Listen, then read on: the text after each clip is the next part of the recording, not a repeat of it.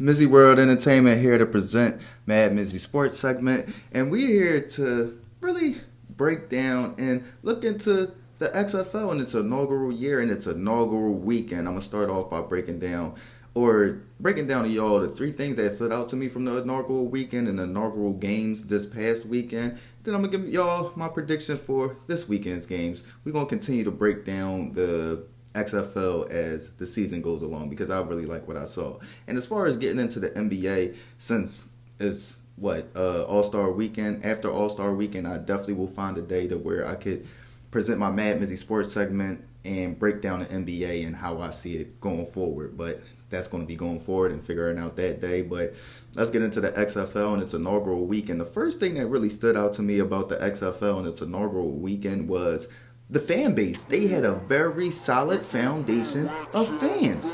I'm looking at this DC game. I'm like, these motherfuckers out here like they diehards. This is the inaugural season, the inaugural weekend, the inaugural game, the very first game of the XFL in 10 years. And the stands was packed.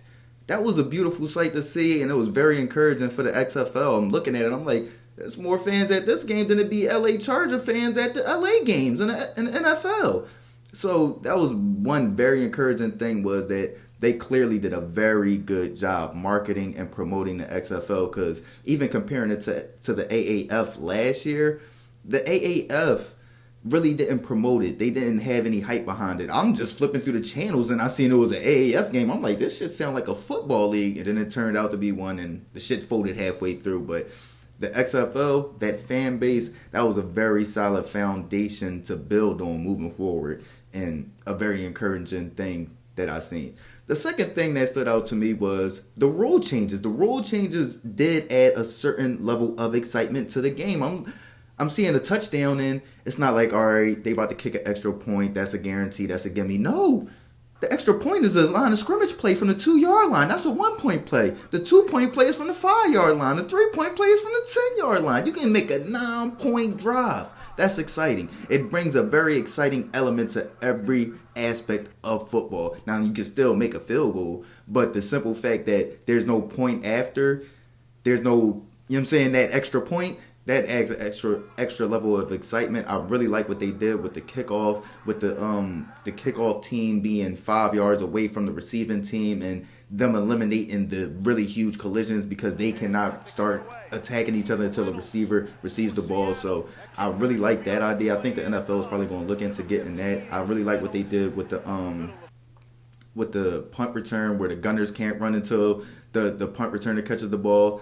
Until the ball is kicked. So that gives the punt returner a little bit more time to return the ball. It's going to be very exciting. And we really didn't get to see the double forward pass because I don't think a lot of the coaches really know how to implement it just yet. But I definitely liked what I seen as far as the rule changes.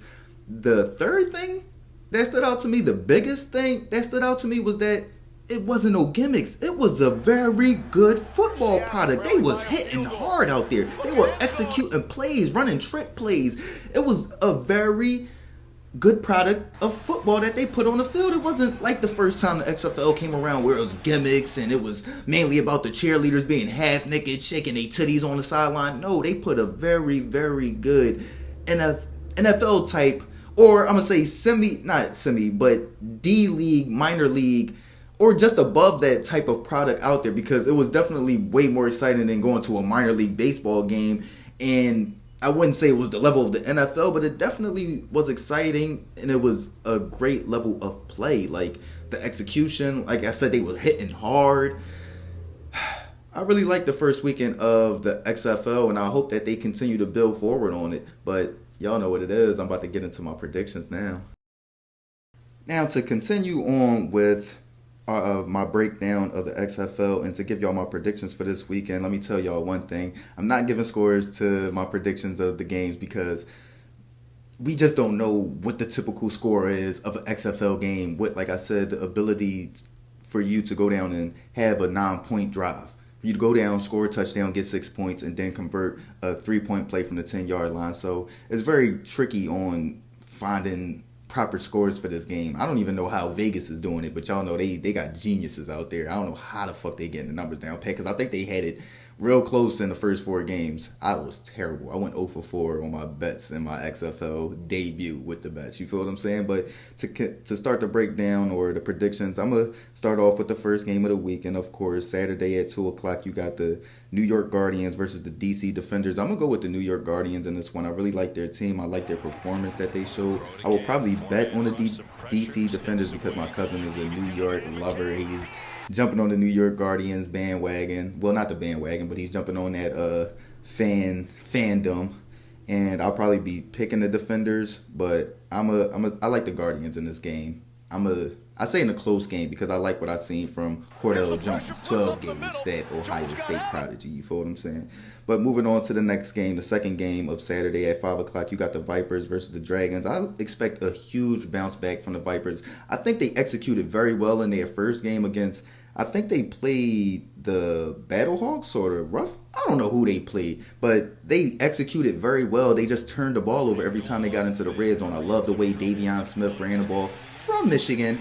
Aaron Murray threw the ball pretty good, but he has to execute a lot better in the red zone. I think he will do that this weekend. I got the Vipers big against the Dragons. Let's move on to Sunday's game. The first game of Sunday is coming on at 3 o'clock. You got the Dallas Renegades versus the LA Wildcats. That's 2 teams without a win. I'm going to go with the Dallas Renegades. I like the Dallas Renegades. They had one of the highest odds to win the championship this year in the XFL. I think they will show why this year. The LA Wildcats have a very high probability or odds of winning the championship this year as well, and they're both 0-1, but I got the Renegades bouncing back because I felt as though they were the most disappointing team in the XFL this weekend because of such the high expectations they had and how much they didn't live up to it. You feel what I'm saying?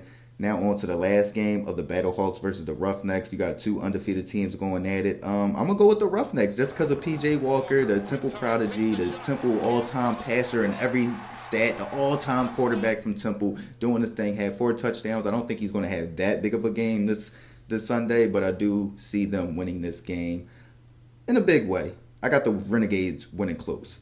But, yeah, y'all know what it is. MadMizzy Sports. XFL breakdown and preview. Let me know what y'all think. Let me know what y'all thought about the XFL's inaugural weekend. Should I continue to do a breakdown of the XFL? And stay tuned for MadMizzy Sports, getting into the NBA breakdown and previews moving forward. Y'all know what it is. MadMizzy Sports. Gang, gang.